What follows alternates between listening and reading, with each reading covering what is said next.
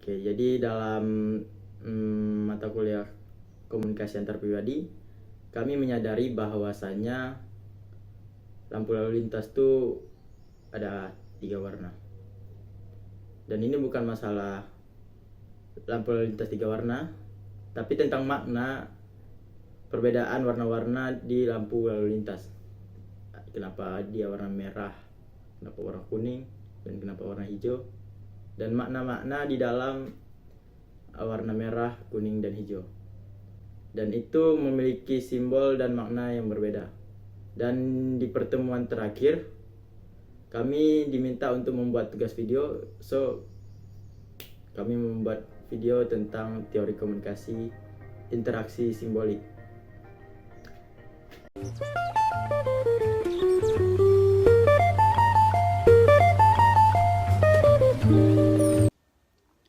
Sebelum saya menjelaskan tentang sejarah awal dari teori interaksi simbolik, saya mau nanya dulu nih, kalian udah pada tahu belum sejarah awal, siapa pencetusnya, dan tahun berapa itu kan udah pada tahu belum?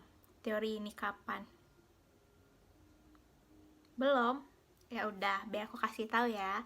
Teori ini dimunculkan pada abad ke-20 di Amerika oleh para sosiolog seperti George, Herbert, dan Charles. Mereka mengembangkan teori ini sebagai bentuk jalan alternatif dari teori fungsional yang saat itu memang lagi berkembang banget. Nah, itu alasan kenapa teori ini itu bisa ada. Nah, kemudian pada tahun 1930-an, Herbert Blumer ini menjabarkan lebih lanjut tentang teori interaksi simbolik ini dalam bukunya yang berjudul Symbolic Interactionism, Perspective dan Method. Nah, dalam bukunya, Blumer mengatakan bahwa simbol dan makna adalah suatu hal yang penting untuk membentuk interaksi sosial manusia dan dapat membuat manusia memahami dunia sosial hanya melalui interpretasi simbol-simbol yang ada di lingkungan sekitarnya. Nah, itu yang menjadi perkembangan hingga saat ini. Teori interaksi simbolik ini terus dikembangkan oleh para ilmuwan dari masa ke masa hingga saat ini. Nah, dalam perkembangannya sendiri, teori interaksi simbolik ini pada akhirnya menemukan titik pengaplikasian teori tersebut pada bidang-bidang ilmu seperti psikologi, antropologi, dan bahkan ilmu komunikasi. Nah, dalam ilmu komunikasi sendiri, teori interaksi simbolik ini dapat digunakan dalam studi kasus komunikasi untuk memahami bagaimana cara menyampaikan pesan dan penerimaan pesan melalui simbol-simbol dalam berinteraksi sosial. Dapat diartikan juga berarti teori interaksi simbolik ini adalah hal yang penting dalam ilmu sosial dan ilmu lainnya. Teori ini sangat penting dan terus dikembangkan oleh para ilmuwan hingga saat ini.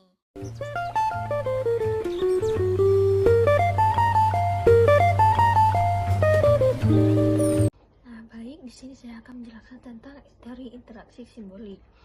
Nah, sebuah teori dalam sosiologi yang menjelaskan bagaimana manusia berinteraksi dengan dunia sosial melalui proses simbolik. Simbolik juga memiliki aplikasi dalam ilmu komunikasi.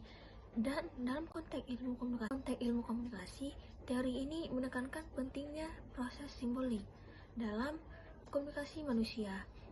Dan menurut teori interaksi simbolik, manusia ini menggunakan simbol-simbol sosial untuk berkomunikasi dan memberi makna kepada dunia sekitar. Dan simbol-simbol sosial dapat berupa kata-kata, lambang, atau bahasa tubuh. Menurutnya, teori interaksi simbolik ini juga penting dalam membentuk makna dalam komunikasi. Dan makna yang terkandung dalam simbol-simbol sosial dapat berupa benda yang tergantung pada konteks karena sumber-sumber tersebut digunakan dalam percakapan. Informasi dapat memiliki makna yang berbeda-beda dengan kata-kata yang digunakan dalam percakapan yang secara formal.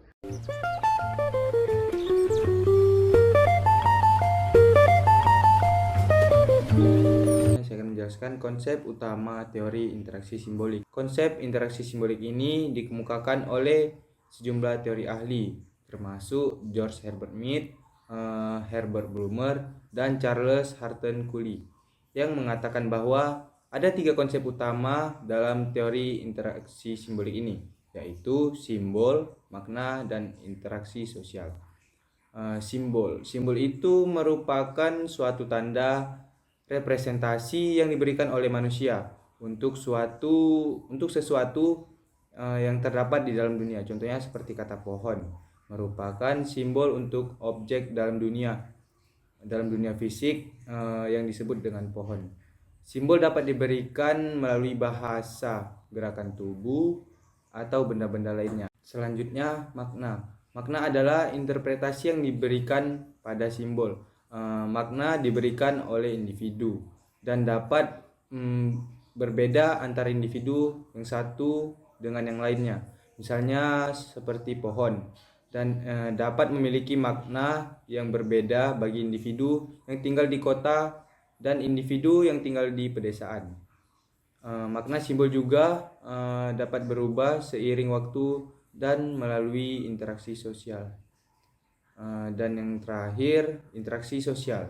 Interaksi sosial terjadi ketika individu berinteraksi satu sama lain melalui simbol dan makna. Interaksi simbol membentuk realitas sosial dan individu terus-menerus beradaptasi dan menyesuaikan diri dengan lingkungan sosialnya melalui proses interaksi sosial. Contohnya itu seperti pesan dengan menggunakan emoji.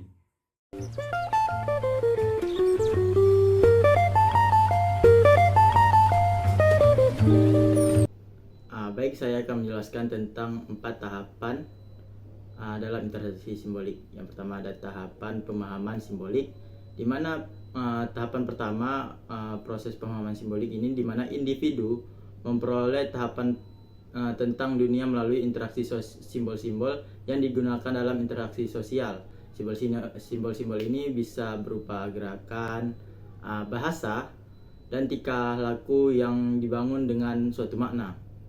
Dan di urutan kedua ada namanya proses pemilihan simbol. Tahapan kedua adalah proses pemilihan simbol di mana individu-individu memilih simbol-simbol yang akan digunakan dalam interaksi sosial. Proses ini dipengaruhi oleh konteks sosial, pemahaman yang sebelumnya, dan makna yang diwakili untuk menyampaikan suatu simbol-simbol yang ingin disampaikan. Tahapan ketiga adalah proses penyampaian simbol di mana individu menggunakan simbol yang dipilih untuk berkomunikasi dengan orang lain. Proses ini melibatkan perubahan simbol-simbol antara individu dan dapat membangun pemahaman bersama dan memperkuat hubungan sosial. Dan yang terakhir ada proses interpretasi simbolik, di mana tahapan terakhir ini adalah proses interpretasi simbolik, di mana individu memahami makna dari simbol-simbol yang diterima dari orang lain.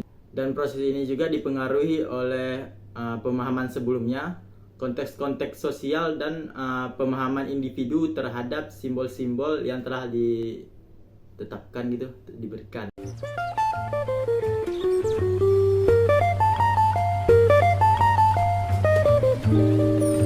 Kesimpulannya adalah, teori interaksi simbolik adalah suatu pendekatan dalam komunikasi yang menekankan pentingnya penggunaan simbol-simbol dalam interaksi sosial dan masyarakat.